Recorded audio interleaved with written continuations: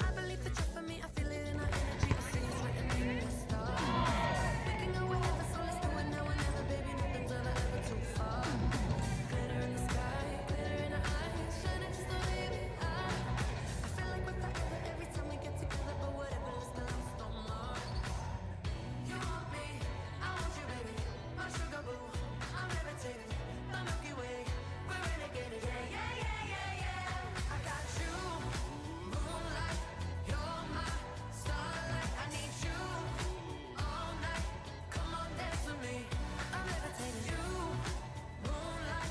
You're my starlight. I need you all night. Come on, dance with me. I'm levitating. You can fly away with me tonight. So you can fly away with me tonight. Baby, let me take you for a ride. Yeah, yeah, yeah, yeah, yeah. Ladies and gentlemen, at this time, we would like to take just a few moments to honor some very special people. Today, Hope College is honoring 9 women's basketball seniors who have made their mark on the college and our women's basketball program. We want to thank them for all of their invaluable contributions. Parents of seniors, if you're able to join us this afternoon here at DeVos Fieldhouse, please stand when your daughter's name is called. First, from Northfield, Michigan, number 3, Jess Mormon. Jess is a mechanical engineering major, and she's the daughter of Pam and Joe Mormon. Coach Morehouse says Jess was awarded the BCAM Team First Award for the 2019-2020 season. As a huge energy player, Jess has played many positions on the team, from a guard to a post player. Her athleticism and instincts for the ball are what sets her apart on the floor. Jess worked hard to develop her shot consistency over 4 years and is now a dependable shooter and defender. A spiritual leader and go-to person for every player on the team, Jess will be a great addition to any company as an engineer after graduation. Ladies and gentlemen, Miss Jess Mormon. Next, from Holland, Michigan, number 5, Olivia Voskuhl. Olivia's major is civil engineering, and she is the daughter of Vicki and Jeff Voskuhl. Coach Morehouse says each summer Olivia went to work and improved her skill and physicality. She is loved by her teammates for her leadership and approachability. She will graduate as the career leader in block shots and a 2-time MIAA Defensive Player of the Year. She is the key player on a team that was ranked number 1 in the nation for defense. Her anticipation and athleticism allowed her teammates to thrive on defense because she would protect the rim. Olivia's tireless work ethic has resulted in obvious offensive improvement each year, including extending her range to the three-point line. Olivia will attend graduate school for engineering upon graduation. Ladies and gentlemen, Miss Olivia Voskuhl.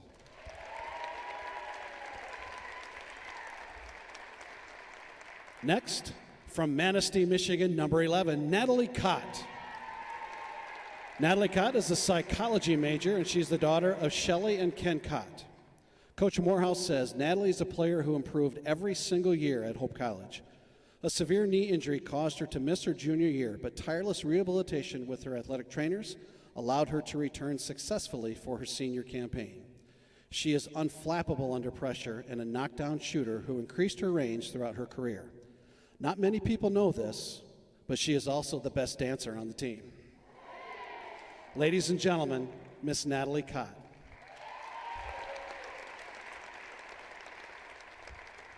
Next, from Zeeland, Michigan, number 20, Kennedy Schoonveld. Kennedy is majoring in social work, and she is the daughter of Lisa and Tim Schoonveld. Coach Morehouse says Kennedy is a 4-year starter who recently scored her 1,000th point. She was selected as the MIAA MVP and a first-team All-American as a junior. She is a tireless worker and has developed her skill both in and out of season. She has improved each season. She is an overlooked great defender who draws the other team's toughest offensive assignment each game. She has served as a captain for 3 years and provides a steadying influence on the team. Kennedy is headed to graduate school in social work upon graduation. Ladies and gentlemen, Miss Kennedy Schoonveld.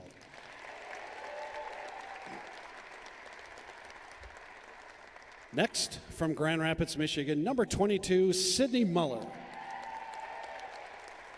Sydney's major is exercise science, and she is the daughter of Charlotte and Tim Muller. Coach Morehouse says, though transferring in as a sophomore, it just seems like Sydney has been here all 4 years. She is a player who earned her teammates' respect when she arrived through being a team first player immediately. She is a very high basketball IQ player who is also tremendously skilled. A devastating junior year knee injury derailed an All-American type season, but her tireless work with the athletic trainers has allowed her to return to form as a senior. Sydney is headed to physician assistant school upon graduation. Ladies and gentlemen, Miss Sydney Muller.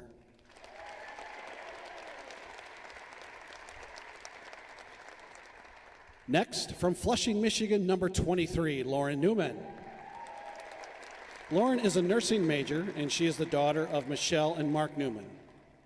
Coach Morehouse says, thrust into the starting point guard role as a freshman after not playing it in high school, Lauren has been a leader by example at the point, especially when it comes to the number 1 ranked Hope defense. Her pressure on opposing team guards set up her teammates behind her, allowing the defense to thrive. She has shown great improvement due to skill development after her sophomore year to become a better offensive player. She is a 3-year captain who has done a great job leading by example. Lauren will be a great asset to the healthcare community as she serves as a nurse upon graduation. Ladies and gentlemen, Miss Lauren Newman.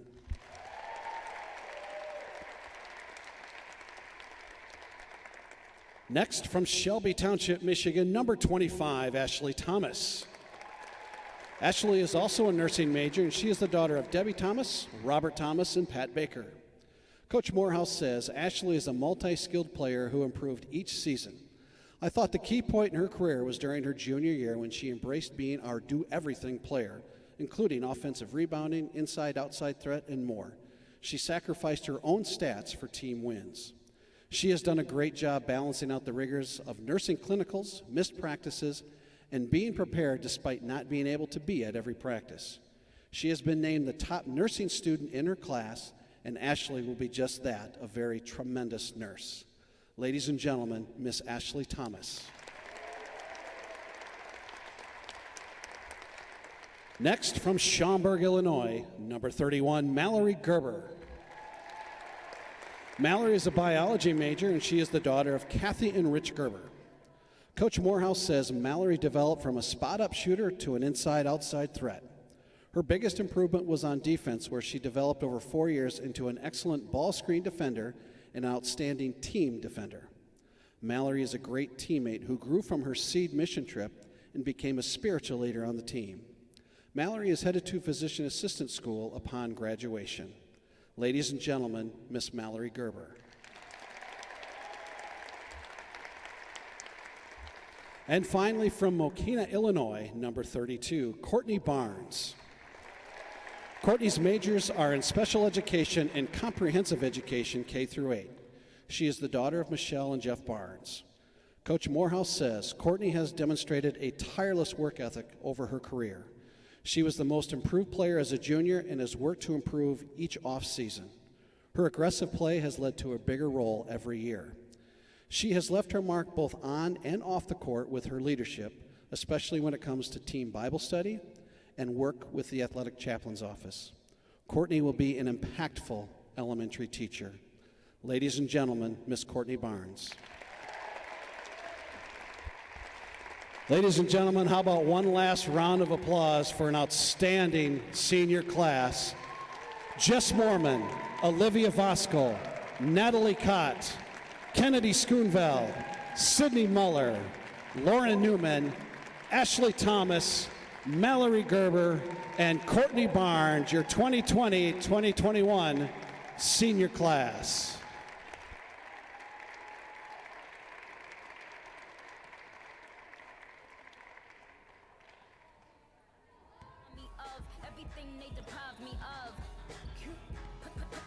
Drinks up. It's a celebration every time we link up. We done did everything.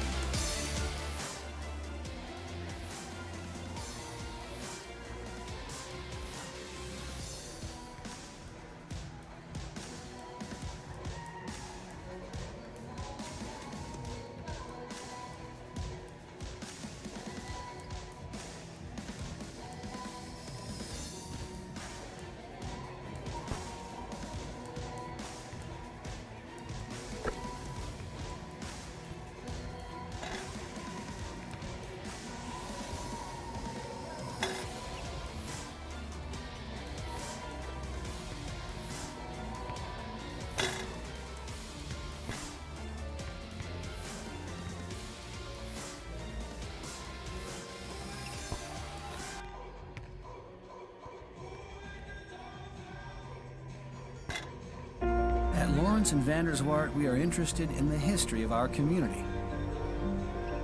The early Dutch settlers knew that in order for the tiny Holland community to flourish, they were going to need the shipping industry to stop by. So they began digging the channel, without help from the government, all by themselves. The dream of a real lighthouse was realized in 1936, when it switched on its big light for the very first time. The ships came, the lighthouse became an icon, and the ambition and hard work of those early settlers continues to bless our community to this day. Innovation and ambition today can pay dividends for decades. Lawrence and Vanderswart, interested in our history, invested in our future.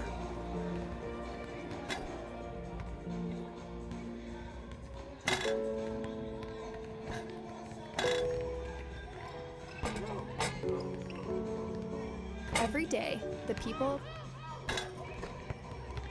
Leading, discovering, believing, dreaming, pursuing, serving, innovating, exploring, creating, collaborating, questioning. curing. We are finding new ways to do old things. We are challenging the status quo. And building a legacy. we are pursuing truth. We are solving tomorrow's problems today. We are thinking globally. We are faithfully hoping. We are celebrating victories. This day and every day. We are strengthened by our faith. Bound by a shared commitment to building community. And dedicated to providing our students with a world-class liberal arts education. Faithful. Welcoming. Transformational. This is Hope College. At Lawrence and Vanderswart, we're interested in the history of our community. When 26-year-old jeweler Jacob Raven came to Holland in 1889, the northwest corner of 8th Street and River Avenue was already home to the thriving Holland City State Bank. Raven told bank personnel that he wanted to build a clock above the bank to keep the town on time, and it wouldn't cost them a cent. True to his word, Raven raised the funds with donations from merchants and local factories. High above the city streets, the tower was completed in 1892. Holland's clock tower still ticks high above 8th Street, watching over a town that still loves to run on time. Innovation and ambition today can pay dividends for decades. Lawrence and Vanderswart, interested in our history, invested in our future.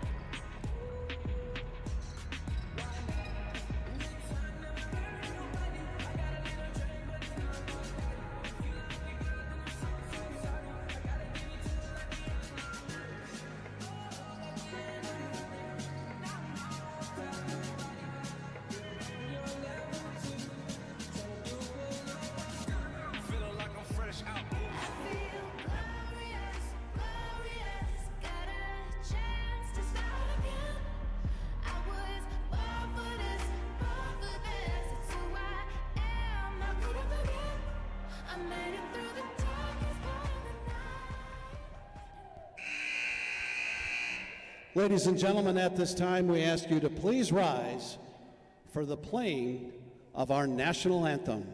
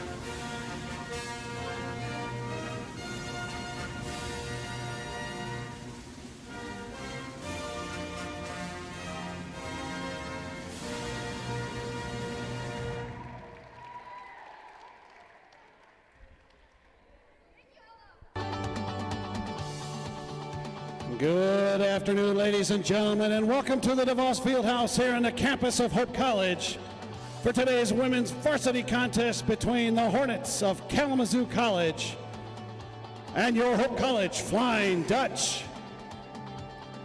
Here are this afternoon's starting lineups.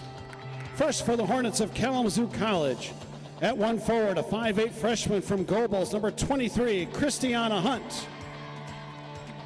At the other forward spot for the Hornets, a 5'6 sophomore from Kalamazoo, number 30, Jayla Gill.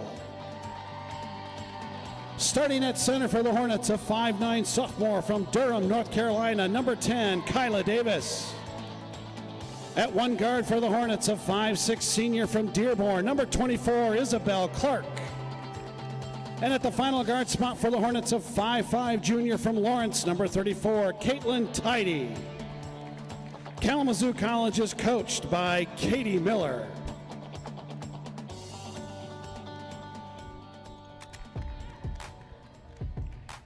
And now here's the extended starting lineup for your Hope College Flying Dutch. A 6'1 senior from Mokina, Illinois, number 32, Courtney Barnes. A 6' senior from Schaumburg, Illinois, number 31, Mallory Gerber. A 6'2 senior from Shelby Township, number 25, Ashley Thomas. A 5'7 senior from Flushing, number 23, Lauren Newman. A 5'9 senior from Grand Rapids, number 22, Sydney Muller. A 5'10 senior from Zeeland, number 20, Kennedy Schoonveld. A 5'6 senior from Manistee, number 11, Natalie Cott. A 6'3 senior from Holland, number 5, Olivia Voskel. And a 6' senior from Northville, number 3, Jess Mormon. Head coach for Hope College is Brian Morehouse. Your officials this afternoon, Mr. Kyle Stackhouse, Miss Christina Reed, and Mr. Tom Berry.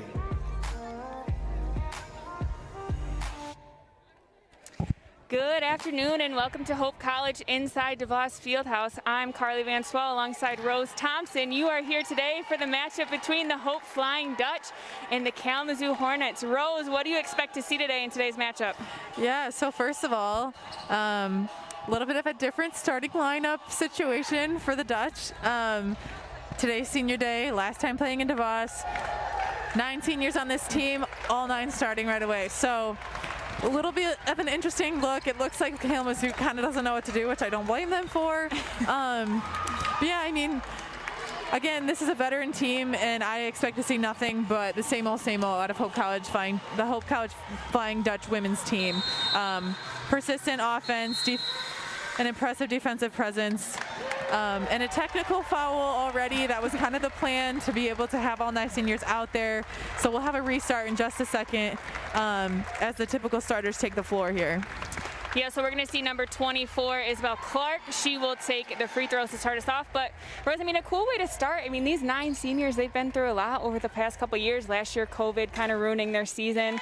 This year, no national tournament for them. So kind of a sweet way to end the regular season for them. Mm-hmm, absolutely. I mean, with all that's different in this past, year and a half or so, what's one more thing? Exactly. Right. So Clark knocked down 2 to give Kalamazoo the quick, easy lead, 2-0. We're going to see the starters for Kalamazoo. We have number 10, Davis, 23, Hunt, 24, Clark, 30, Gill, and number 34, Tidy. We're going to redo this tip-off, which Voskel will take right away to Ashley Thomas. Your other starters for the Dutch are Kennedy Schoonveld, Lauren Newman, and Sydney Muller.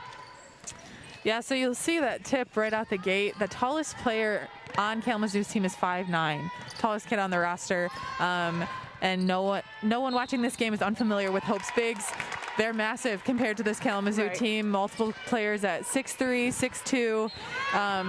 up and down the roster, got a lot of kids 6 foot pushing that number, a lot of guards even that size. So definitely going to be a tough matchup here for the Kalamazoo Hornets to maintain any kind of presence inside, let alone on the perimeter with how big and long Hope's players are all the way up and down the roster. Yeah, there's going to be definitely a lot of offense needed for the Hornets as that shot is missed. The Dutch going the other way. Muller with kind of a little bunny shot, short off the rack. Schoonveld for 3, or excuse me, Newman for 3. Good little inside out look there from Muller, finding Newman on the wing. Tidy with the ball for the Hornets up top. Heavily guarded by Newman. Davis with a kick out pass, drive. Clark with the 3, no good. Rebound by Muller, she'll take it the other way. Fast break, 1-on-1. And that's going to go off Tidy for an out of bounds for the Dutch. Newman will take it on the baseline. Looking for Voskuhl inside, double teamed. Turn it over to Clark. Clark's heading back the other way. Looks like a little miscommunication there between the combination of Voskuhl looking for either Schoonveld or Newman and kind of threw in between right to the Hornet defense. Missed shot by Davis leads the Dutch on the offensive end the other way. Voskuhl giving it right back with that missed shot. Clark will slow things down for the Hornets. Yeah, so you'll see, as previously mentioned, the size differential between these two teams is going to be a challenge for Kalamazoo to overcome. So they're looking at a little bit of a 5-out look instead of even trying to get a post presence in there, because one, the size differential, yes, but also Voskuhl being the MAAA 2-time Defensive Player of the Year, one of the top defenders in the country, probably not going to have a lot of luck getting any baskets down low with her defending the basket. Exactly, definitely going to be a big presence that the Hornets are going to have to figure out how they're going to deal with that today. Newman got fouled on that little layup coast-to-coast action. She makes the first. Fixing the headband, we all know that struggle as a female athlete. Absolutely, and the mask in there. It's just a lot going on. Exactly, too much. And she sinks the second one. She's out with 5 points to start the game, 5-2. She's got all 5 points for the Dutch. Tidy for the Hornets, dribbling up top, getting tripped up a little bit by Newman. Newman really applying that pressure. You know, yeah, you see Newman going all out. And what does she have to lose? Last time playing in DeVos, she's a senior night, senior afternoon, whatever you want to call it. She's ready to go. I mean, as was stated in her little excerpt written by Coach Brian Morehouse, she's a lead by example player. She runs the offense. A lot of times she has come a long way in scoring, especially this season. You'll see a lot more stats from her, but previously she's never a top scorer. You know, maybe she'll lead an assist, being the person bringing up the court most frequently, but I mean, she makes this offense run like a well-oiled machine. Like, she is the key to how well the offense runs and how good her teammates look around her. I would agree with that, and I think she does the same thing on the defensive end. We saw a nice drive by Schoonveld to give the Dutch 2 points. Missed shot there by Clark. Newman grabs the rebound. Fast break. Chooses to keep it. Thomas there in the foul, the rebound, and she'll get the putback for 2 points. Timeout. That's going to be taken by the Hornets. I think it's going to be a 30-second timeout, so we'll keep it here. What have you seen defensive-wise from the Dutch that has made them such a prominent kind of presence on this floor for the Kalamazoo Hornets?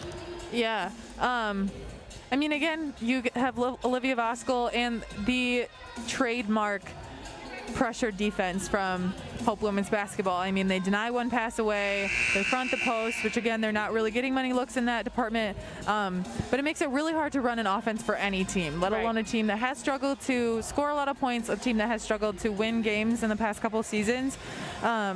So it's not unique to this game, but the Hope Women's team does an incredible job of just generating transition points by getting steals, by denying the pass. As you'll see, five new 5 new faces out on the floor tonight. The 4 other seniors that weren't in the starting lineup are now on the floor. Yep, so we have DeSchmidt, Barnes, Cott, and Mormon and Gerber for the Dutch coming out. The Kalamazoo Hornets lineup will stay the same. Clark up top, looked good off the back of the rim though. Saved by, that would be Clark. She saved her own rebound. 30 Gill, it has it now. Clark skip back to Tidy. Tidy wants a chance at a 3, and she'll get a nice pretty swish to give herself 3 points. And that'll be the first points here on the board for the Kalamazoo Hornets since their 2 free throws at the beginning of the game. 9-5, got to give the Hornets credit. A lot of hustle out here, doing a really great job on the boards to give themselves second opportunities. Cott with the answer. 3-pointers back to back. 1 for the Hornets, 1 for the Dutch.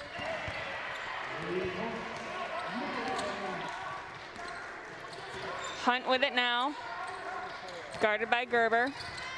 Spin move, throws it up off the bank. I mean, I guess I spoke too soon saying this Hornet offense struggles to score. Yeah. I mean, they have in previous games, but they're doing really well tonight. They've had a really efficient couple trips up and down the floor. They have, I think, a huge thing for them would be a defensive stop right here. Rebound by Hunt to take them the other way after that missed shot from Mormon. She wants to take it against Barnes. Air ball. Dutch want the fast break. Cott will settle for the jumper. No good. Another great box out rebound situation from Kalamazoo. Ball scrambling on the ground, but the Dutch will recover it. DeSchmidt up top. No good. Yeah, you'll see this Hope offense really struggling to get some rhythm. They've had a lot of trips up and down where they're shooting their first, maybe second shot opportunity. And I've had a couple offensive rebounds, second chance reset shot clock opportunities as well. But Hope makes its money in a set play kind of situation. Like, yes, they can score really efficiently in transition. A lot of shooters, a lot of people who can finish down low.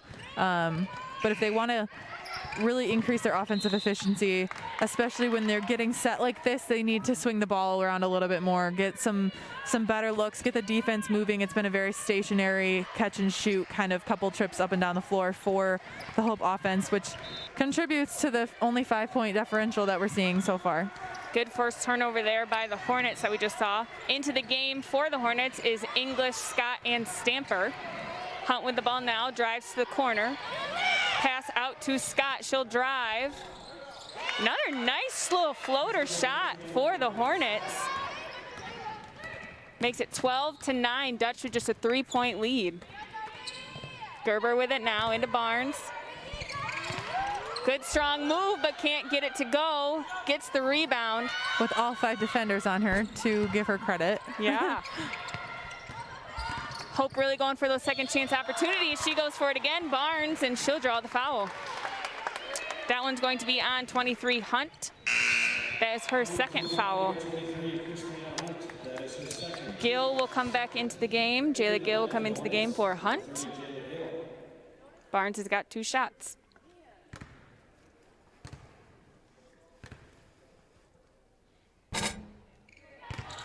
Misses the first one.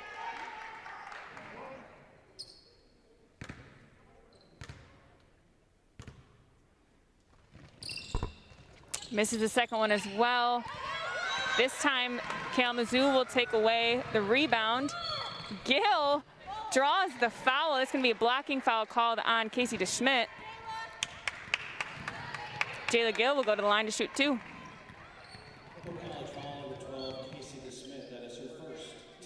Rose, you gotta love the aggressiveness that you're seeing from Kalamazoo early on. Doing a great job of driving to the basket. We talked about the big presence that Hope has on the inside of the paint, but they're not shying away from it. Mm-hmm. Yeah, I mean, even sending Courtney Barnes to the line just now. I mean, they got a foul on a person who, and it was a decent, it was a, it was contested, you know, like they do what they do well. You know, and that's hard to keep up with the caliber of team that Hope is. But you have to give the Kalamazoo team credit. They're very disciplined. They've done a really good job of, again, driving, getting good looks, and getting a few good defensive stops as well. With the persistence of the Hope offense is not an easy task, and they're doing really well so far in this game. Caught with a beautiful intended three, ended up being a pass for Mormon. That ball's going to go out of bounds. The Hornets will get it going the other way. We're going to have another line change, as we're familiar to see from Hope. We have Morehouse, number 15, McKinney. We also have Hannah Smith, number 33. Number 4, Claire Bagley. And Kate Majerus, number 14, will come into the game. And then we're also going to see number 10, Davis, come back in for the Hornets. McKinney will take it across the line. Morehouse with a drive. Looks like we're going to get a push from Hope. That is going to be on Kate Majerus, her first. And it looked like two, which was why that call was interesting. Kate Majerus was a little flustered by it. But it looked like the Hornets were looking into a 2-3 zone look. Again, without having man-to-man coverage, I don't know how that foul really happened, but here we are. Bagley with a nice shake and bake drive, finding her way easily to the rim. Gill will take it across the line, guarded by Meg Morehouse. Good help there from Smith, and she recovered well. Got that deflection. She'll hang on to it. Short pass to Morehouse. Ends up being right at the ankle, so that one will slide out of bounds. As my dad would say, no 2-foot passes. Can you explain that? No 2 foot. You're 2 feet away. You got a defender in the way. 2-foot passes probably ain't going to work out for you very well. Okay, I like that. I don't think I've ever heard that before. Oh, yep. The Paul Van Swell, one of his principles to basketball. No 2-foot passes. Nice. Hey, you have triple threat. You have exactly 2-foot pass. What, 1-footed layup? Exactly. What do you want? 3-2-1, whatever it is. Exactly. But I like that. Yep. And then don't foul 90 feet away from the basket. That's the other one. Oh, yep. Kate Majerus with an easy-looking 3-ball for her. You know, that hasn't been a look that you've seen a ton in the past couple years, but is becoming a more frequent occurrence from Kate Majerus this season. But her teammates know it. I mean, they've practiced with her. She's a junior this year, has been up on the varsity team for 3 years now. She's a shooter, and she has just grown in that so much in the past 2 years. Finally seeing some decent playing time this season. It'll be encouraging for her to not to, wish away the senior class, but, there's 5 open starting spots next season with 5 starters being seniors currently. She's done the work every year, and I can only hope for her that in this season and in next season that payoff continues to make its presence, because she deserves it. She really does. I would agree. Seeing Kate Majerus kind of grow over the last couple years has been really exciting for her, and exciting to see what she has left for her senior season. That's going to go out of bounds on the Hornets. We'll see McKinney, take it out.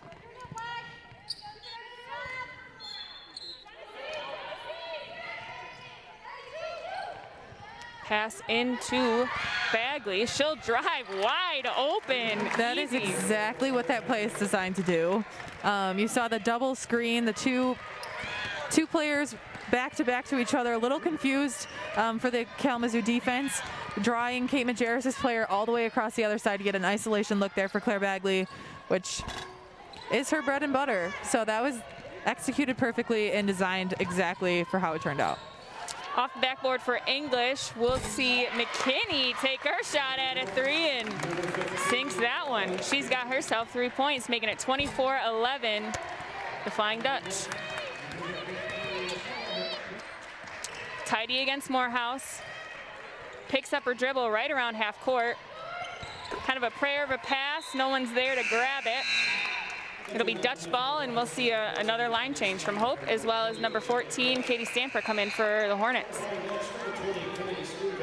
As well as 21, Darby Scott. I do also commend just the game philosophy here that head coach Brian Morehouse's coaching staff are enforcing. I mean, this lead has never been super substantial, but they're subbing in 5 players at a time, giving a lot of people looks on the court. I mean, they've played 15 people so far this game. They keep chipping away at that lead, yes, but it's encouraging to see him investing more in his players than in the score. Out of bounds on the Hornets, and I think that's an exciting thing about being a player on Morehouse's team is there's always a chance you can play. I mean, you're playing 15 girls a game. That's an awesome chance and a lot of buy-in to know that you're going to get in the game at some point, which is really exciting as a player. Vosco with the post move, left hand, no good. Muller with the rebound. She'll give her shot at a drop step, but she'll draw the foul. That foul is going to be on 24, Isabel Clark. That'll be her first foul. Muller to the line to shoot 2.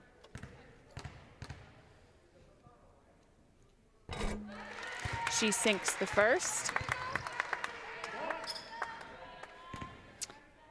Fun fact, this is like a proud mom moment for me. I played with Sydney Muller in high school, so it's exciting to see her flourish on her senior day as she sinks that second free throw.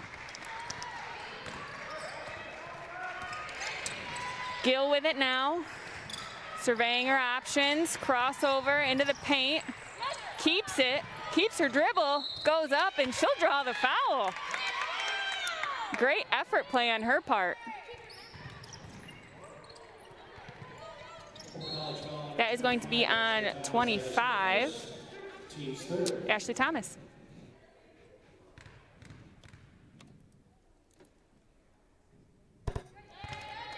Makes the first. That'll be her first point of the game. 26-12, Hope leads with 18 seconds left in this first. You started saying 18, I was like, wait, my math is not there, but seconds, not point difference. Vosco in the paint, left hand, this time she gets it to go. And that was like a fadeaway kind of layup. I mean, she had a lot of space between her and the rim. Gill will shoot it from close to half court, can't get it to go, and that'll do it for us here for the first quarter, 28-13. The Dutch have the lead. At Lawrence and Vanderswart, we're interested in the history of our community. When 26-year-old jeweler Jacob Raven came to Holland in 1889, the northwest corner of 8th Street and River Avenue was already home to the thriving Holland City State Bank. Raven told bank personnel that he wanted to build a clock above the bank to keep the town on time, and it wouldn't cost them a cent. True to his word, Raven raised the funds with donations from merchants and local factories. High above the city streets, the tower was completed in 1892. Holland's clock tower still ticks high above 8th Street, watching over a town that still loves to run on time. Innovation and ambition today can pay dividends for decades. Lawrence and Vanderswart, interested in our history, invested in our future.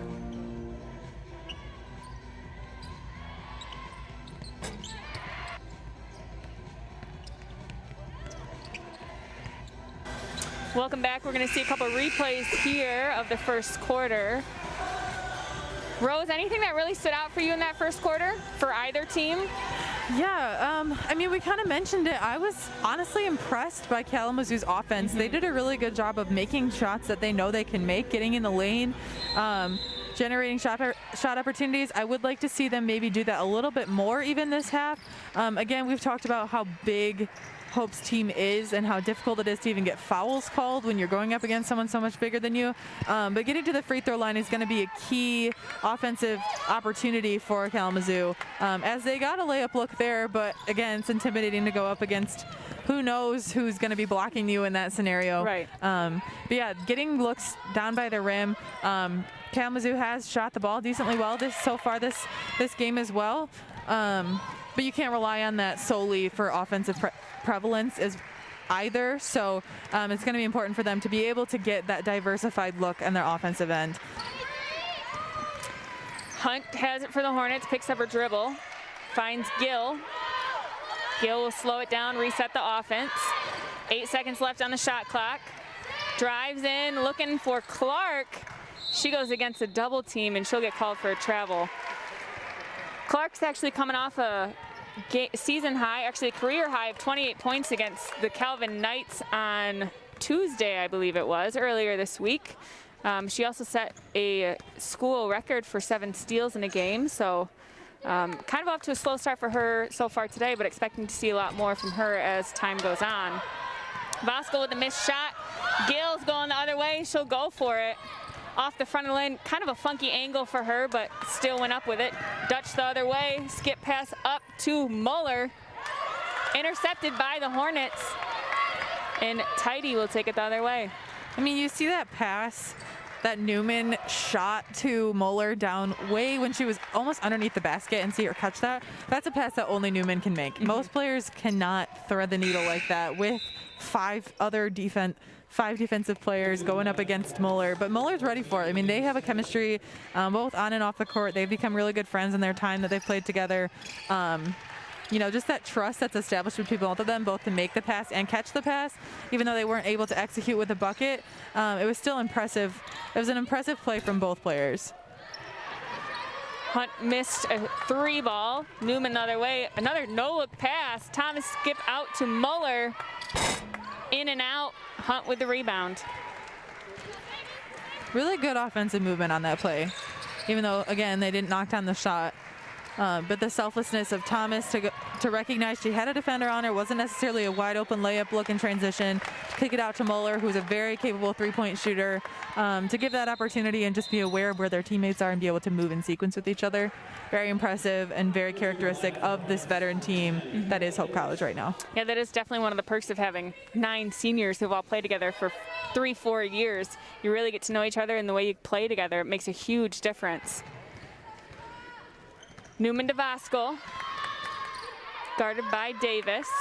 Schoonveld takes it on the wing, drives into the paint, up and under. Easy bunny for her. That's another thing. I mean, we mentioned early on in the game, just the size of Hope's whole team, but also their guards, especially the combination of Muller and Schoonveld, who are both pushing 6 feet tall. Both have incredible ball handling skills, but can finish in the paint. Not saying we'll see this tonight, but you will see the Hope offense, Hope coaching staff run plays to isolate both Muller and Schoonveld inside, because a lot of times the guards that are up against them defensively are significantly smaller than them, and both of those players have the ability to use their bodies well and face up, get good opportunities to score right down low. And that was even in that play, which wasn't necessarily drawn up for her. Schoonveld was able to execute, just being aware of where her defense was, being aware that she can move her feet in a way that gets her a wide open look at the rim. Yeah, the versatility of the Hope team is really what makes it so dangerous. I mean, you have Voskuhl, Thomas, your biggest and tallest players on the court, who can shoot 3-pointers. You have Schoonveld, like you mentioned, and Muller, and even Newman. She can body anybody. They can go down in the paint. They can body whoever they're playing against. So they really have a versatility unlike any other team. I mean, I guess it makes sense why they're the #1 team in the nation, because the versatility they have. And just honestly, too, the level of commitment that you'll see from, 9 seniors. Obviously, that means that 4 of them have played 4 years now and not had starting spots. Right. You don't see that on a lot of teams. To one, make the commitment to maintaining their role on the team for 4 years, but to create a role for themselves in the first place. But then also that just speaks to the team culture. Yeah. You don't see, again, if it doesn't come down to playing time, it has to come down to something else, and that has to be the teammates at this point. And I mean, with a class that again has played together for 4 years now, had a lot of time to play this game, to be on the bus, to do all of that entails together. Yeah, there's just been a lot of friendships developed along the way. Those are going to be big shoes to fill coming into next season. For sure. It'll be interesting to see how they kind of recover from the loss of 9 seniors leaving. Mormon with it now. She'll drive, right hand scoop. Pretty off a backboard shot for her. And I think the Dutch are starting to pull away as Tidy brings it across half court.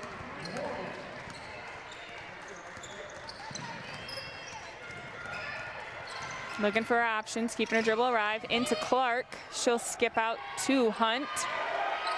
11 seconds on the shot clock. Into Stamper. That shot's gonna be no good, and we're gonna get a foul down low. That foul is going to be on Mormon. Her first. See a replay here. On that, yep. Couldn't really see much.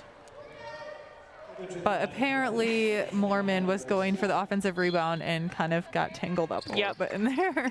Sometimes that happens. Into Clark, she'll take the quick shot. DeSchmidt's there on the weak side for the rebound. Bounce pass to Mormon, left hand. Mormon doing a great job of running the floor out with this 5 that she has playing with her. Absolutely. Got to give Mormon some credit. Also, just to commemorate the Kalamazoo offense, I mean, if you're head coach Katie Miller, you're not upset with the looks that you're getting on offense down on the other end. Yes, they're not going in, but they had a couple good layup looks, getting it high off the rim, good little short corner shot there. You know, those are shots that can be made by your team, and those are the opportunities that you're looking for them to know how to take. Going to be a foul on Courtney Barnes. You'll see the replay here. She was going for the steal. Tripped up number 10, Davis. It did not look like a pleasant fall, so I'm glad both players are getting up just fine. Clark will inbound this to Scott. DeSchmidt will pick her pocket, going the other way. Left hand, she'll pass it off to Gerber. Nice, easy shot. We'll get a 30-second timeout from the Hornets. And Rose, like you were saying, for Kalamazoo, they are doing good, and they have spurts of energy after timeouts, after the quarter ended at the beginning of the game. But how exhausting must it be to have 5, 10, or 2, 3, different lineups, 10 to 15 girls coming at you periodically throughout a quarter? Like, that's exhausting to keep up with all those fresh legs coming at you. Absolutely, yeah. And you know, this is something that in previous broadcasts, previous games, we've mentioned, just that even as so many different players are actually on the court, the caliber of play doesn't decrease. Right. With a lot of teams, I mean, yes, you have your 5 starters, but then past that point, it tends to decrease a little bit. And with 15 players that can play at the same caliber, same pace, that's hard for any team to keep up with, especially when you're only playing 8 players, which it seems to be what Kalamazoo is looking at right now for their lineups.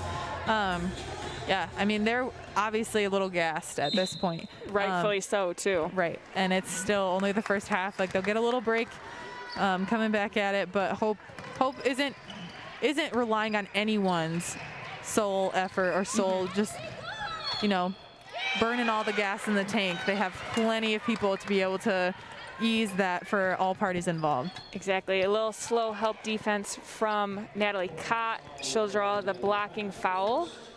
That'll put Hunt at the line to shoot 2. Sinks the first.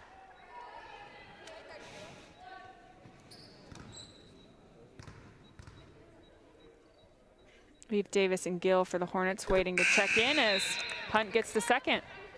Tidy will also join on the floor. 5 minutes to go, 42-15. The Dutch have the lead.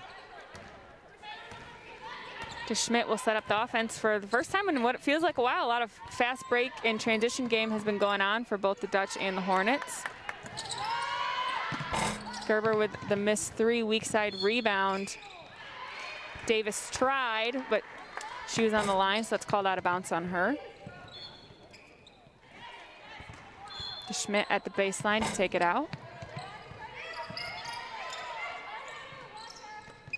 She finds Natalie Cott.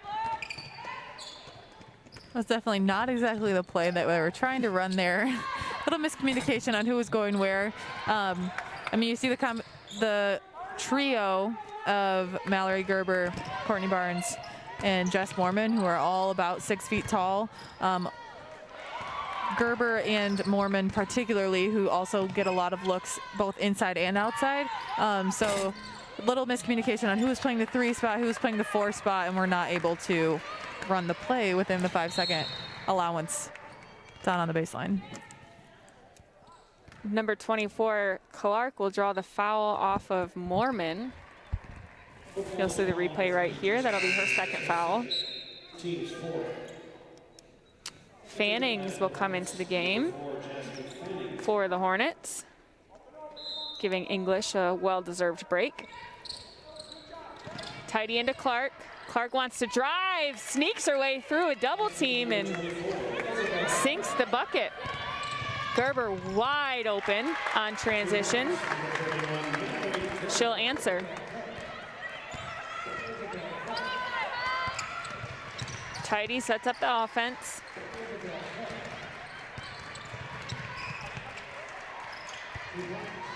Passes it over to Gill. She'll look for the shot. Can't find it. Off to DeSchmidt off the Barnes rebound. Caught wide open in the corner. She's 0 for 3. Or excuse me, she's missed her last 3. Be foul down low. That's going to be on Gill. Barnes was the one to draw that foul. Another line change for the Dutch. Feenstra, McKinney, Bagley, Majerus, and Morehouse will step onto the court. That ball inbounded to Morehouse. McKinney drives, tripped up by the Hornets. Attempted save by Gill, but the Dutch will recover. Morehouse, nice pass to a wide open Feenstra. She saw that she had the double team and a third girl coming, and Feenstra's wide open on that baseline. Yeah, I mean, that's the kind of play where you see just the caliber of defense that the Hornets are able to play at this point is a little bit lower than at the start of the game. A little bit of miscommunication on the help side, who was moving where, and everyone went with Morehouse as she went across the lane, and then Feenstra was wide open. But when you see these same 8 girls playing up and down, up and down, up and down, you're only going to move laterally so quickly. Right. So once again, just speaks to Hope's versatility and their depth that they do have on this team. Weak side rebound from Clark. She'll slow it down. Skip over to number 4. That was Fannings. Her first shot, no good. Cross the lane, nice left hand by Bagley. She has 6 points. All really strong layup takes, if I remember correctly.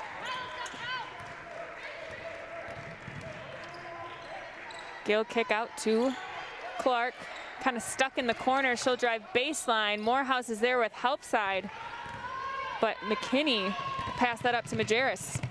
One more pass to Feenstra with the contact, draws the foul. And that was the epitome, one, of Kate Majerus' selfless character as a human being, but also just the commitment of the team to not just settle for wanting to score for themselves. I mean, Majerus easily could have gone through her defender on that and was just like, no, like, it's more difficult for me to score than it is for me to recognize that my teammate's hustling all the way down the court and getting in a position where she can also score. And there you go, Feenstra completing the 3-point play there. It's so exciting to watch this team, the selflessness, the versatility they have. I mean, they're just really one of the most fun teams to watch, boys, girls basketball, regardless of what it is. They just play so well together. Charge call from Meg Morehouse. You'll see the replay here, got her feet set, perfect timing. One of my favorite plays of basketball, drawing the charge. McKinney set up the Dutch offense. Morehouse drives, finds McKinney wide open in the 3. Good kickback, good positioning by McKinney. Absolutely. I mean, good defense though there from the Hornets as well. I mean, they had a good closeout, good hand in the face. McKinney just disciplined enough to knock that down despite being guarded. Drive to the baseline was Stamper. Incredible shot. She got that one to sink in. That one would be on our My Sports Center top 10 for the day. This ball out to Morehouse. Looking for Feenstra down low. She's triple teamed. That leaves Bagley wide open in the corner. The Flying Dutch really like that corner 3. one of their sweet spots on the court. Claire Bagley's having a game. She's kind of showing I wouldn't say all of her cards, but she's shown a lot of different looks. It's really kind of been fun to see her grow into herself. I mean, as a freshman, being a little timid last year, but now she's just she's confident. She takes it into defenders. She's shooting a knockdown three, not hesitating. Once again, she's another one of those players that, with there being 9 seniors currently, is going to have a lot more opportunity in this next couple of years, and has really just done the work up until this point. She's fun to watch, and there's a lot of time left to do that, hopefully, here in her career at Hope. Bagley again down low, no good. Feenstra will take a three, showing she can do it all too. A couple good layups, the and one, and now she'll add a 3 to her stats. 1 second left on the shot clock before we end this half. A lot of great effort by Kalamazoo, defensively and offensively. Some really great takes by them, but the Dutch just dominating as we go into this halftime. We will be right back in 15 minutes.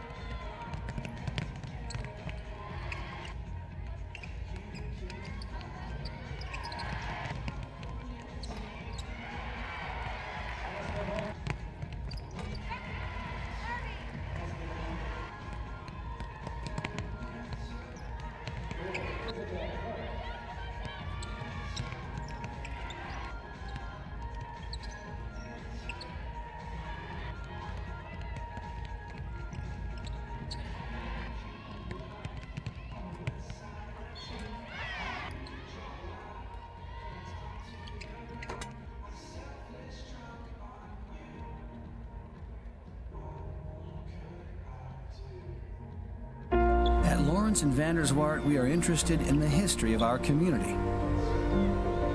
The early Dutch settlers knew that in order for the tiny Holland community to flourish, they were going to need the shipping industry to stop by. So they began digging the channel, without help from the government, all by themselves. The dream of a real lighthouse was realized in 1936, when it switched on its big light for the very first time. The ships came, the lighthouse became an icon, and the ambition and hard work of those early settlers continues to bless our community to this day. Innovation and ambition today can pay dividends for decades. Lawrence and Vanderswart, interested in our history, invested in our future.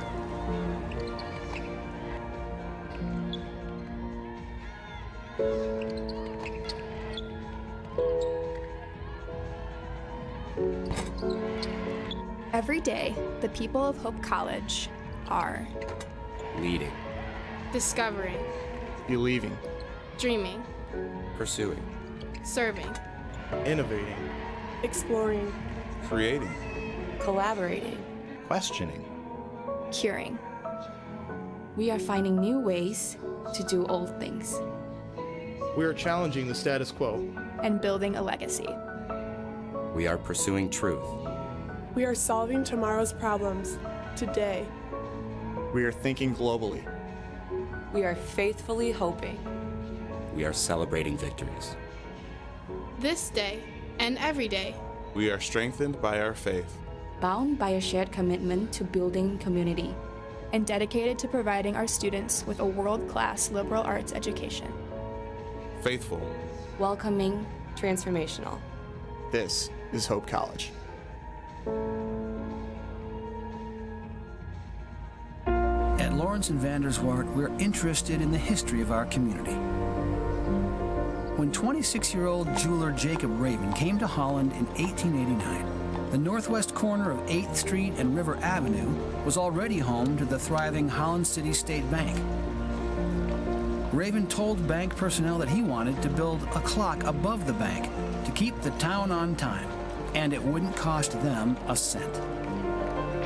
True to his word, Raven raised the funds with donations from merchants and local factories. High above the city streets, the tower was completed in 1892. Holland's clock tower still ticks high above 8th Street, watching over a town that still loves to run on time. Innovation and ambition today can pay dividends for decades. Lawrence and Vanderswart, interested in our history, invested in our future.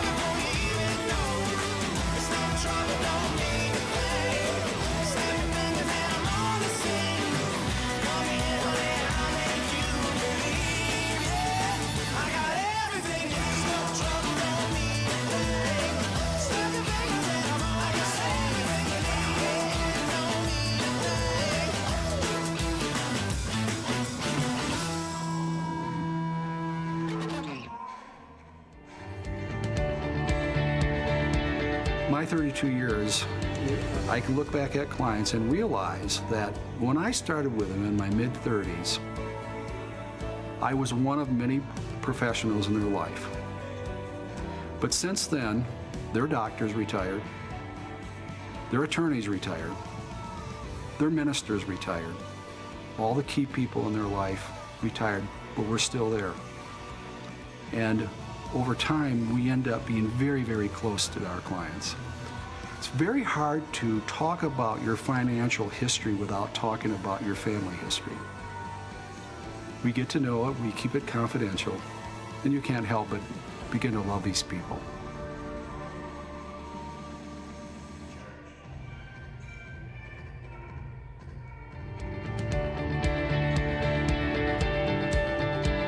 We've intentionally never had minimum account sizes. Our philosophy has always been, if you're willing to put in the work and we'll collaborate and we set the plan in place and you're willing to go along with this plan and to put forth effort to this plan, we're happy to work with you. It's what we love to do. And so we have people coming in from the very starting point all the way to, to the wealthy people. It's all different scenarios. Financial planning is not just for the wealthy.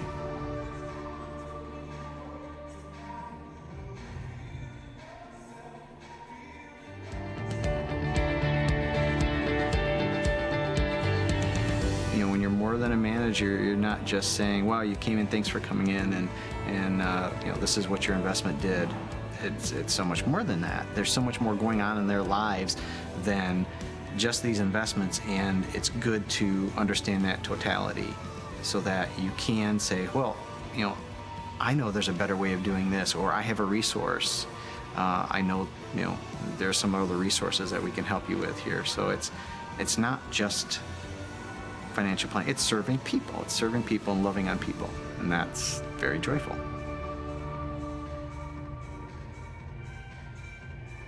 Monday, hit the road!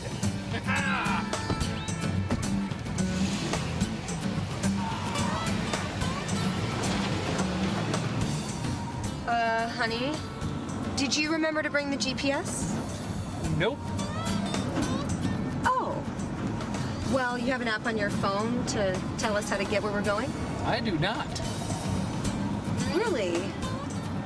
So you have an actual map, like the kind that are hard to fold? You just know where you're going? No idea. Don't be this guy when it comes to financial planning. LVZ Advisors. We'll help get you there.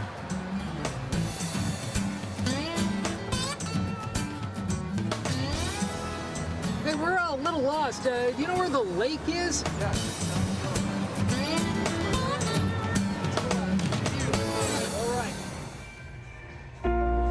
At Lawrence and Vanderswart, we are interested in the history of our community. This farm once belonged to Albertus Van Raalte, founding father of the city of Holland.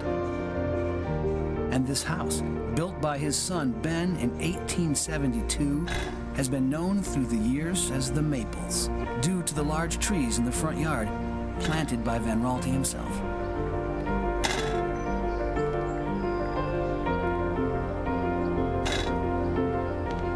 These trees stand today because of the industry and vision of Albertus Van Raalte. Today, the DeGraff Nature Center taps the maples and demonstrates how maple syrup was made centuries ago. Innovation and ambition today can pay dividends for decades. Lawrence and Vanderswart, interested in our history, invested in our future.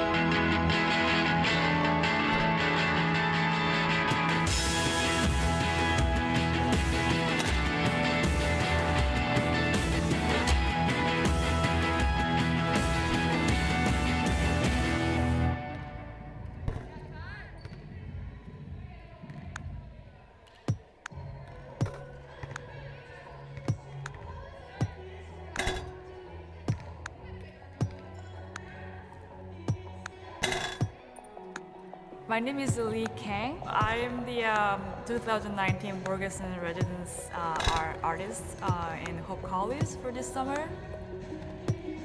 I think it's very good time being here, like only focusing on my art practice, because now I'm teaching art and then I'm always like spending time with students. So like I don't feel like I have enough time to think about my work like during the semester, like or like, you know, like when I'm not in like you know, like in residency, but being here, you know, like it's been a while to think about my work. So it's very great for me to think about like just focusing on what I'm doing and who am I as an artist, you know?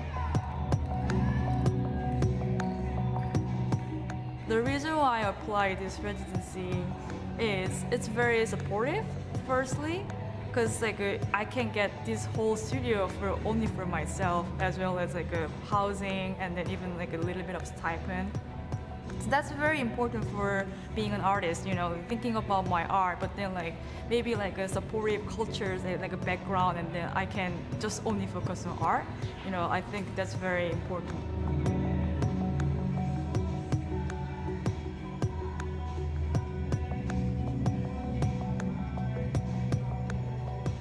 For this show, like it's been like challenging for me to also figuring out the space, because the space, gallery space, is kind of unique. And then I've been using the space that like having a like entire view of the imagery, you know, and then like sculpture, video, you know, every kind of medium that I'm using to show like what I'm trying to speak.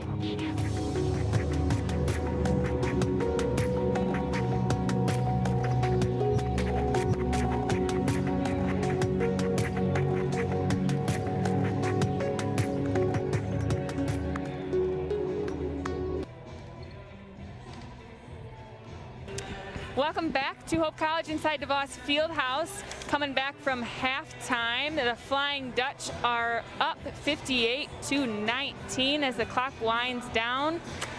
We'll see the same starters from both teams. For the Flying Dutch, we have Schoonveld, Voskel, Muller, Newman, and Thomas. And then for the Kalamazoo Hornets, we have Davis, Clark, Tidy, Gill, and Hunt. So Rose, as we start this second half, what are some keys for the Hornets moving forward? Yeah, I mean, one of them is going to be stopping that look. Getting some rebounds, I think, would definitely... Yep. Yeah, I mean, again, we said this at the end of the half, but I don't feel like the Hornets have played badly. They really have had a solid game. They've gotten good looks where they've had opportunities to. Yes, their shots haven't fallen, but I wouldn't say that making their shots is going to be the key to the game, because that's a variable no one can control. Right. Yeah, I mean, it's just going to come down. I think a lot of it's going to come down to how long their stamina can last and how long they can maintain playing good defense and preventing the Hope offense from just going crazy with, again, the 15 players that they're able to have in and out of the lineup. And the second half is going to be the real test to see if they can maintain the level of play that they are right now late in the game. Travel call on Hunt. She picked up her dribble. And a stat that kind of stands out to me for the Hornets is they are 6 for 8 from the free throw line, 75%.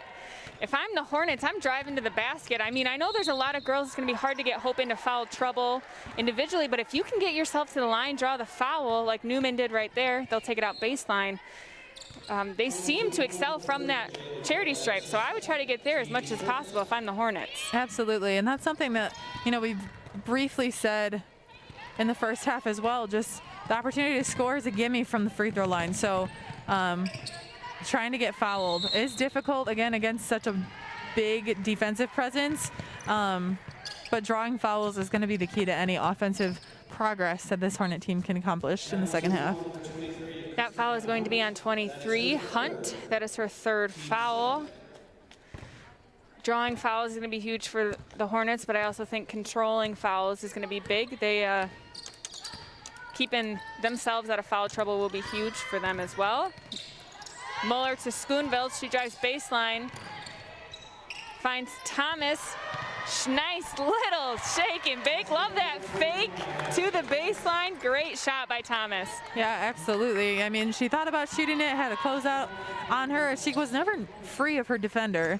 You know, just a little left-handed dribble and a finish with the right hand. That was beautiful. Really speaks to her experience, again, being a veteran player, 2-year starter now, one of Hope's pivotal bigs, who has made a big impact in her career here. And you know, you're not seeing any less of that tonight. Tidy with a 2 for the Hornets, and then Muller with a 2-point basket for herself coming back for the Dutch. Tidy will take it across the line. Picks up her dribble, looking for help, finds Clark, who's been quiet today. Into the paint on the floor. Thomas recovers, rolls it over to Schoonveld, looks up to Voskel. One step, draws the foul, gets the and one. And that's a tough one, too, for the Hornet defense. I mean, if you're going to foul on that, normally you would try to deter the shot, but with how much higher Vasco's elevation is, just naturally being so much taller, grabbed her arm, didn't really do much because she was already way up in the air and able to finish the bucket. She'll get a three-point play, for herself as Kate Majerus will sub in for her. One of the first singular substitutions we've seen of the day for the Dutch. Might be the only, actually. Yeah. Gill will take it for the Hornets, and Newman just really applying that pressure. She shoots that one out of bounds. Darby Scott will take it out on the sideline. Short pass to Gill. She'll drive. Great play and draws the blocking foul. Looks like Majerus hit her head a little bit on the floor. Slow to get up, but seems to be okay. That will be Majerus' second foul. You'll see the replay right here.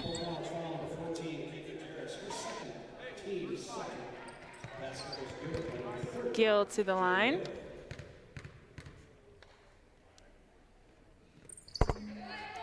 Another free throw make for Gill.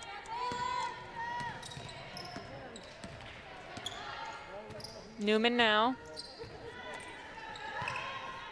Over to Schoonveld, finds her pass over to Majerus. The Hornets already into a zone look, looks like, which might actually be a good option for them, considering, again, what we were saying about maintaining energy throughout the rest of the game.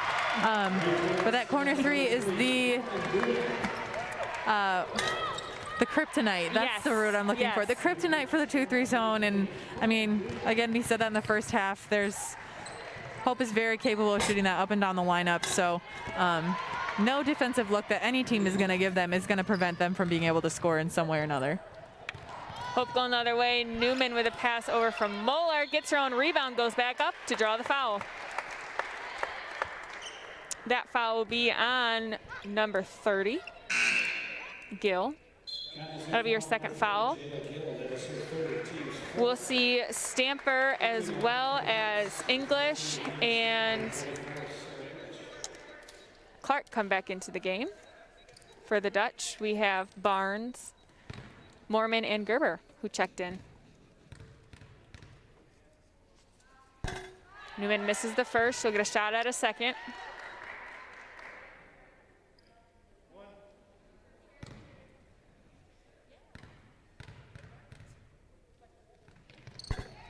She'll get the second. Go 1 for 2. Cott will check in for her.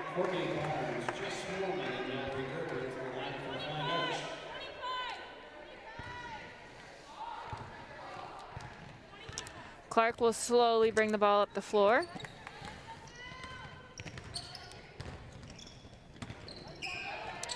Find Clark in the corner. She'll find her shot at normally the Hope sweet spot in the corner, but she'll sink that three. She's got 6. Mormon with it now. Down into Barnes. Beautiful cut by Barnes. She'll get her own rebound. Pass out to Cott, who will reset. Gerber now drives, find Barnes again. Kick out to Majerus. No good, rebound from Clark.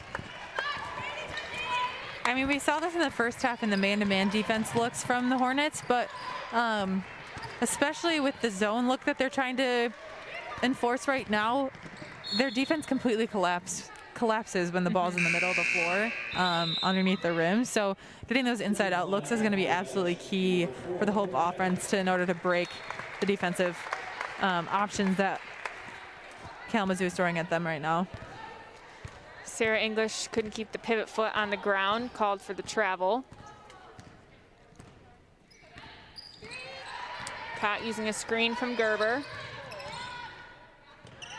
Looks for Barnes, who drives. Gerber with a head fake, scoop right hand, take it as a pass to Barnes off the backboard, and she'll draw the foul. See the replay here, looks like English just kind of swiped right at it, missed the ball, got Barnes's arm. Entering the lineup for the Hornets, number 10, Kyla Davis. Barnes will shoot 2 as Davis checks back into the game.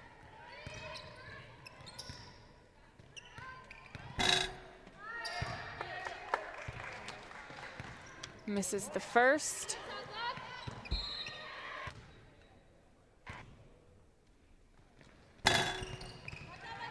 And the second. Clark with another rebound. As you just saw in the replay as well, that foul was worthwhile. I mean, you send him to the line, force him to make free throws, which unfortunately Barnes was unable to do in that previous play, but deter the shot. Don't let them finish through contact. You know, again, with the size that Hope does have, it's going to take those kinds of fouls to actually stop stop the effort that Hope is making offensively and make them have to shoot free throws. Great box out from the Hornets, sending them the other way. Scott with the shot, no good. Cott will slow things up. Looking inside, can't find Barnes yet. She'll pass over to Mormon. She'll find her way into the paint. Great crashing boards by Barnes to keep this play alive. Cott misses the 3, Gerber with the rebound. Bagley, who I missed checking in. Cott again in the corner, no good. Mormon! This team doing a great job to keep this possession alive. And then we'll get a reaching foul on Sarah English. I mean, on this play, you saw Mormon and Barnes in there getting offensive rebounds, but that's never a foreign look from Courtney Barnes. She's always getting offensive rebounds, keeps possessions alive, allows her teammates to get other opportunities. You might not see her being one of the lead scorers, but she does an incredible job of crashing boards and making her teammates look good by giving them second and third opportunities. Feenstra and Smith for the Dutch check-in. Cott misses the first, she'll take the second. Finds that one.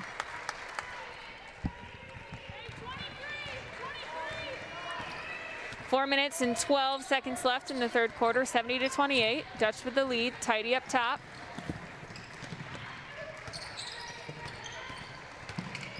Stamper being pressured heavily by Mormon. Moves that pivot foot, called for a travel.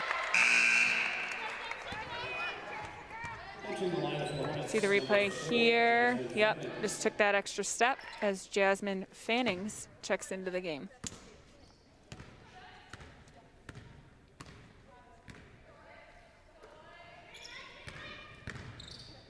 Mormon out to Bagley. She'll drive baseline over to Mormon with the cut. Can't keep her hands on it. Smith at the free throw line. Look good, but not. Foul called. That'll be on number 10, Davis. Feenstra goes to the line to shoot 2.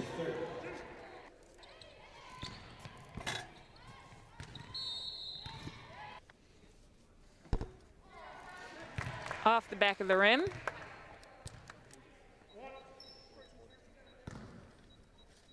Clark and Stamper at the scorer's table waiting to check in. Feenstra misses the second. Great rebound from Davis. Hope struggling to make free throws here in the second half. Yeah, leading the stats in a lot of different areas, but free throws is not one of them. On the ground, Gill keeps it alive under pressure. She'll drive. Oh, and she'll get called for the charge.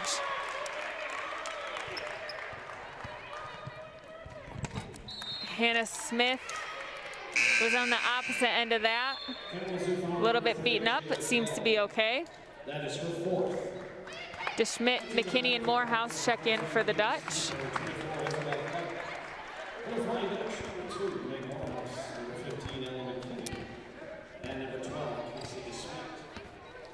DeSchmidt across the line, guarded by Tidy. McKinney out to Feenstra. No good. Great weak side position from Smith to keep it alive. Finds Smith in the corner, short. Another great offensive rebound from the Dutch. Drive from Feenstra, same team, messed up with Hannah Smith, and that's going to be called for a jump ball. The defensive look that Kalamazoo is running right now is kind of interesting. They're not fully running a 2-3 zone, but looks like they're doing a one-on-one man-to-man matchup on Casey DeSmit right now. Almost having like number 34, Tidy, match up on her, and then just having everybody else shift in a zone around that. Like an interesting box and one type of action. Yeah, yeah, exactly. So, I mean, credit to both Tidy and DeSmit for, you know, drawing that defense being required, but it seems to take a little bit of pressure off of the point of the offense, which I think would be the goal of trying to run out that defensive look here at this point in the game. Right. Hunt up top against Smith. Pass intended for Stamper. Tapped out of bounds by the Dutch. So the Hornets will take it out.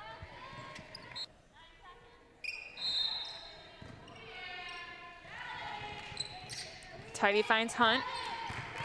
Hunt looks for the shot. She'll put it up. No good.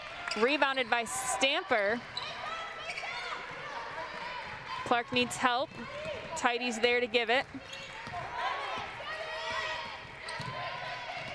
8 seconds on the shot clock. Tidy shoots. Bounces around. Rebound by Morehouse to head the other way for the Dutch. Looking up to DeSmit. Tripped up by, looked like either Tidy or Clark. Couldn't really see from my spot. We'll see right here. Looked kind of like a duo effort there. Good help defense by Tidy. The Dutch will take it out on the baseline. We will see Jamison check in for the Dutch, her first appearance of the game. Morehouse deep three, and she gets it to go. Velasquez as well into the lineup here for Hope. 2 freshman bigs who haven't seen a ton of playing time this season, but to some extent can be expected with how big and deep this team is. But it's good to see them in, even in the third quarter, able to get some quality minutes here in the second half, not even just the last quarter. Schmidt takes it the other way. Out to McKinney, and she finds it. Back-to-back big threes for the Dutch to make it 76-28, minute 15 left to go in the third. Tidy, gotta give Tidy credit. She has played most of this game, and as a point guard for this Kalamazoo team, has done a great job of trying to keep possessions alive for her squad. Absolutely, and you know what I was just saying about the defense that they're running, and she's playing the man-to-man, so she's running around a lot more than everybody else on both ends of the floor. I mean, she's the most moving on defense, probably most moving on offense with bringing the ball up and down every trip. She's probably a little gassed at this point, but you got to give her credit. She's still continuing to play with a high pace and high energy out there for her teammates. Clark, nice move inside. She's now up to double digits. She's got 10. Velasquez drives, tries to go for the right hand. Draws the contact from Sarah English. I think Sarah English had good positioning. Velasquez didn't have a good angle at that. If she would have just stayed straight up, I think that would have been a no foul call and probably a missed basket anyways. But regardless, Velasquez at the line. She'll get the first one to go.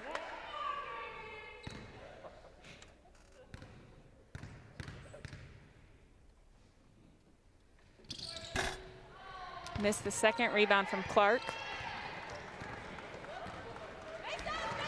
She looks to push. Tripped up from Velasquez. She'll recover down onto Stamper. Block shot from Jamison. DeSmit goes the other way. Really good aggressive defense we're seeing here from Kalamazoo. Into the paint, Jamison keeps it alive, over to DeSmit. She sinks the three. And that right there is the reason why you would try to isolate Casey DeSmit on the offensive end, prevent her from getting those wide open looks. Tidy sent that one up as the clock was winding down in the third quarter, 80-30. The Dutch leads by 50 as we head into this fourth quarter. We'll be right back after a couple commercials.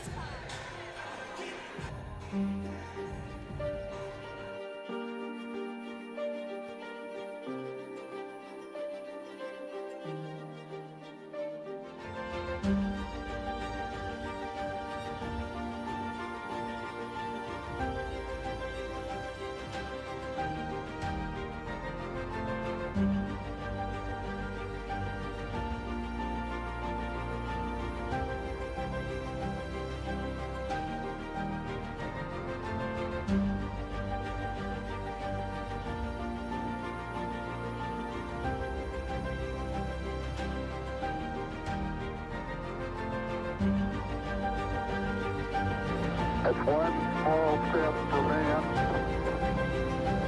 one giant leap for mankind.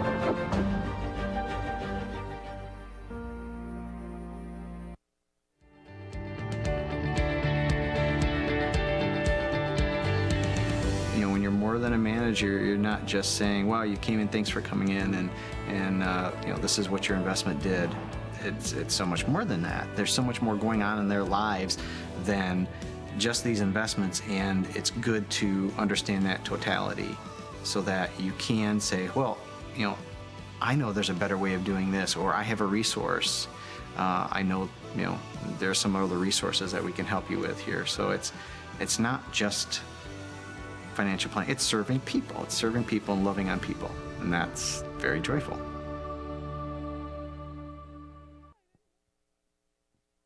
Welcome back as we start this fourth quarter, 80-30. The Dutch have the lead. Just want to take this moment as Muller drives and get that left-handed layup to thank everybody here, the crew behind the scenes, everyone on the cameras, our replay guy, Shannon, killing the game. The broadcast would not run as smoothly if it wasn't for them, and Steve Sikora putting this all together. So we appreciate everyone and their hard work for this broadcast. Voskuhl giving them a celebratory breakaway layup right there.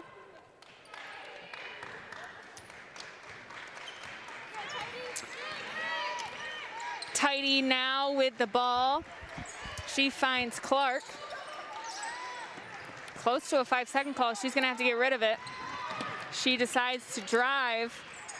Tidy in the corner. No good, but kept alive from Fannings. Newman showing off her vertical, tips that one out of bounds.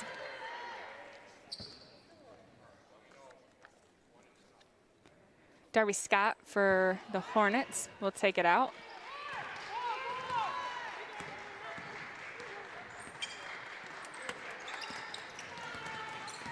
Tidy against Newman.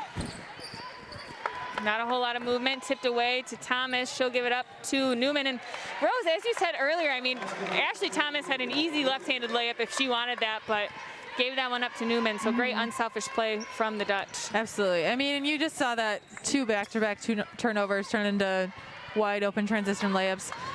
This Hornet team is gassed. Yeah. It's pretty obvious at this point. They've been running up and down the floor, a very high pace this entire game with not a ton of change in who's in the lineup.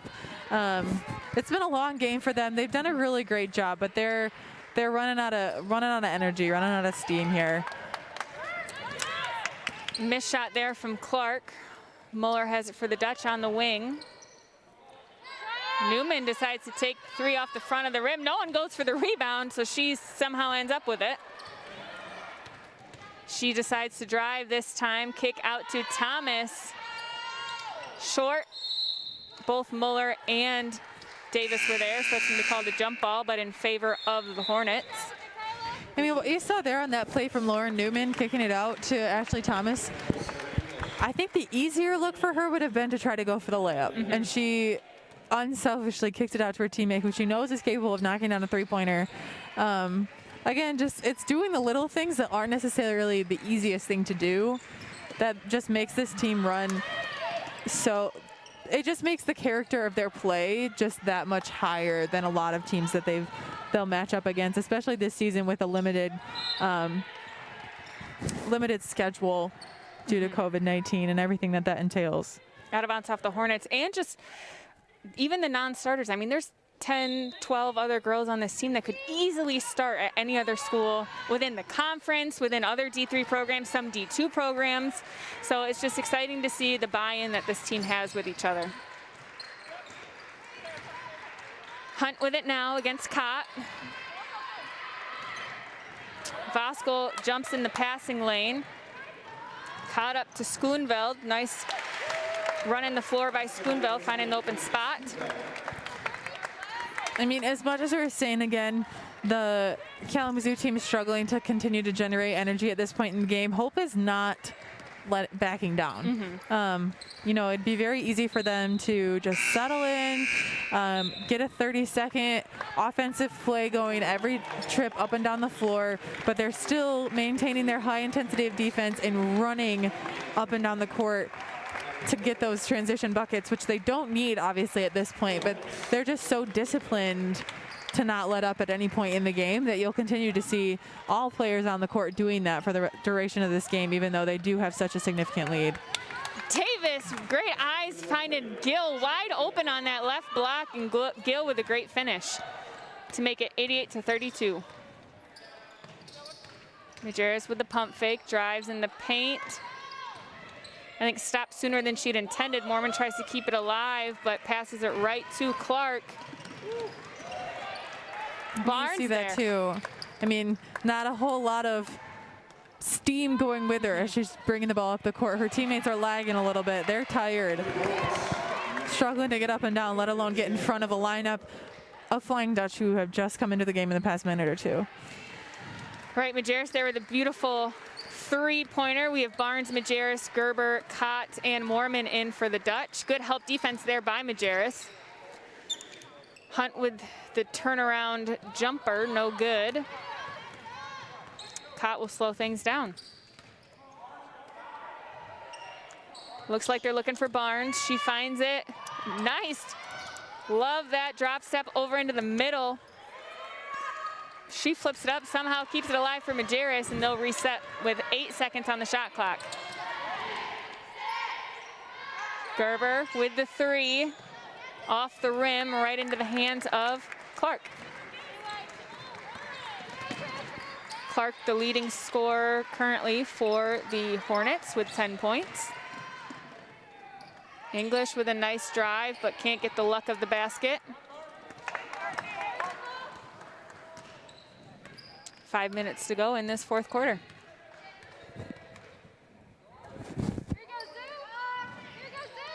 They're looking for Barnes, but good defense from the Hornets. Gill will get a right-handed layup. Good hustle from Gill. Yeah, you got the bench and the coaching staff for Hope yelling at the team that is out there right now to get the ball into Barnes, to run the offense they're asking them to, and to not let up. They're asking them to still, you know, not be jogging up and down the court, even though they could be. You know, they're sprinting. They're getting the most out of this time that they have yet to play, which for the seniors is not a lot of time left. So give them that. You saw that replay that led to Barnes getting to the line. I think she expected some contact when she went and turned into the middle, but no one was there, and ended up drawing it a little bit closer to the basket. Tidy back in the game for Kalamazoo. They also have Stamper out there, Hunt, English, and Gill.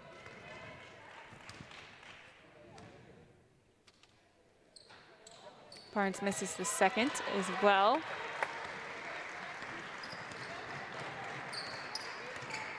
Hunt with it now. Picks up her dribble, finds English.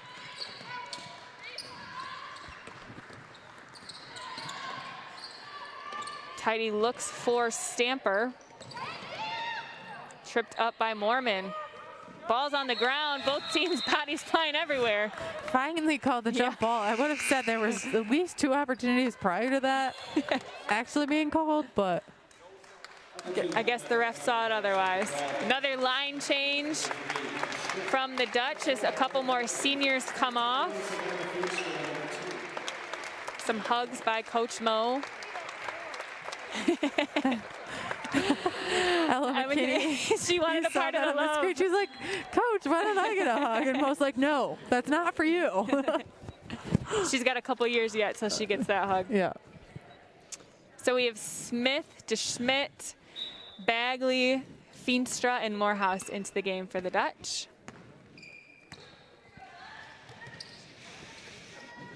Smith with it now.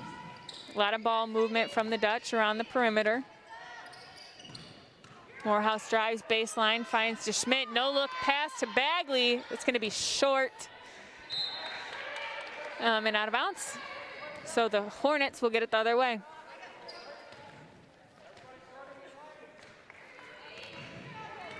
Yeah, that's interesting too. I mean, it explains a little bit when Courtney Barnes was in the game trying to get the ball into her, because swinging the ball around the perimeter when they're in that zone look is kind of a difficult. As Hannah Smith gets a charge, that's her second. Yeah.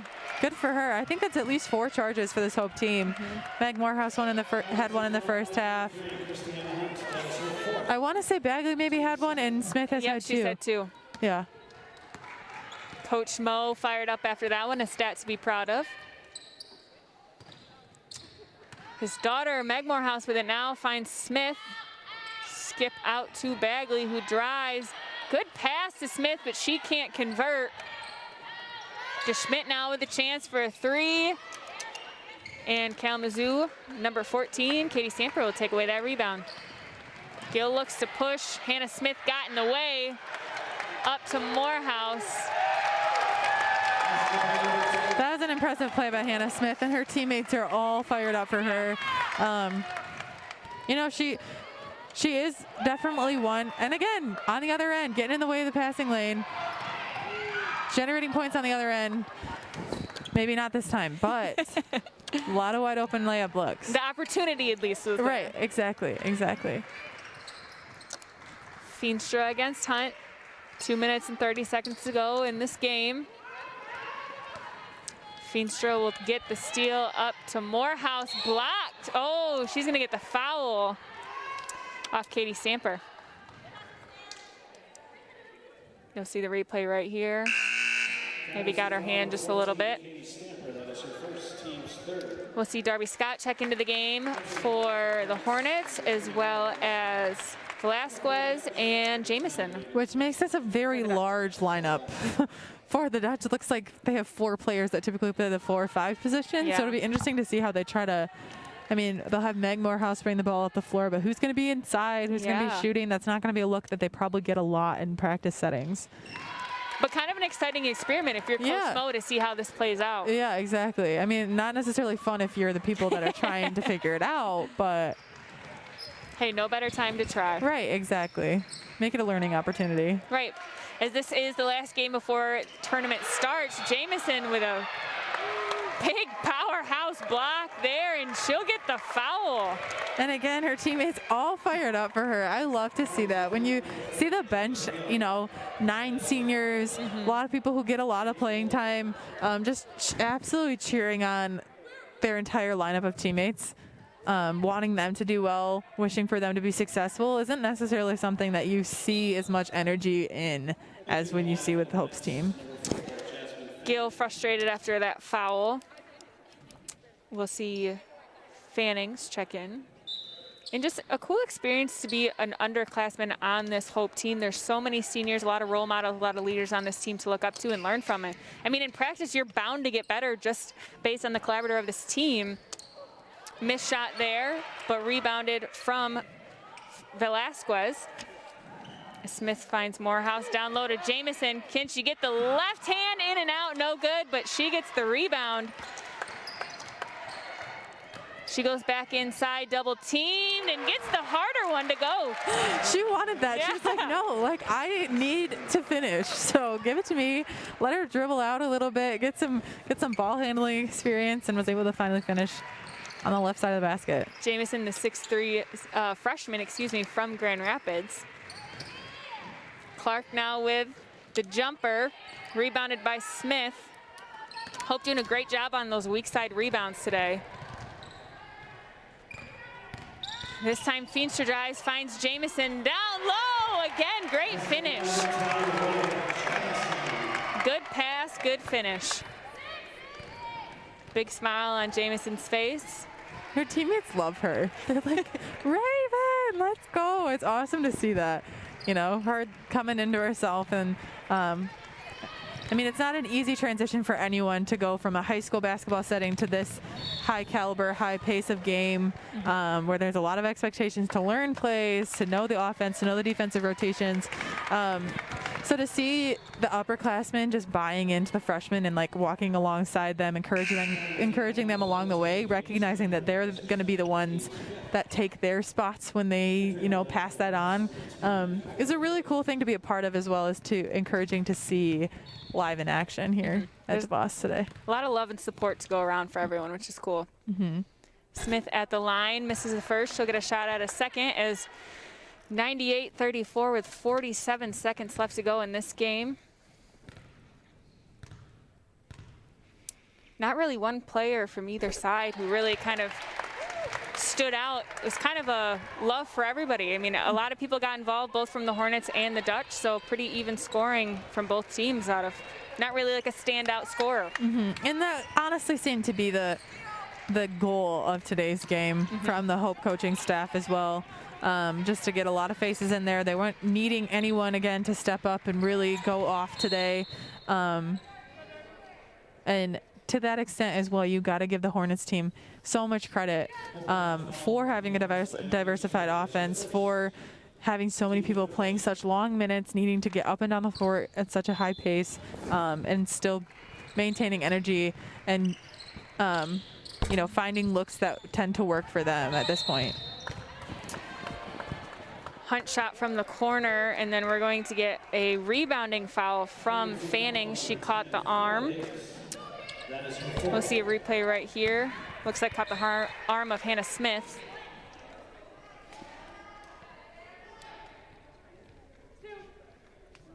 Hannah Smith will go to the line to shoot two.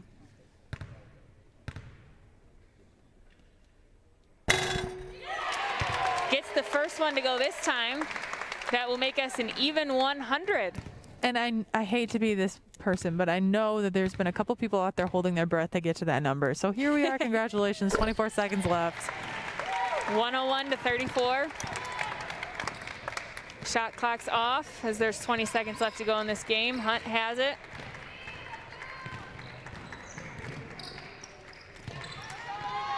Into Davis on the ground. Jamison's there for the jump ball, and that'll stay with the Hornets. You could definitely see Jamison's primary motivation there was just to not let go of the ball. She's like, I'm not going to go anywhere. I'm just going to hold on to it. Inbounds to Clark. Nice three shot from Clark. She struggled to get her three-shot going today, so awesome to see her end on that high note. Morehouse will hold the ball as this game comes to a close. 101-37. The Dutch take away as their last regular season game, heading into the tournament, holding on to their current title of the #1 seed in the conference, as well as the #1 seed in the nation. I'm Carly Van Swal alongside Rose Thompson. Thank you for joining us today, and as always, roll Dutch.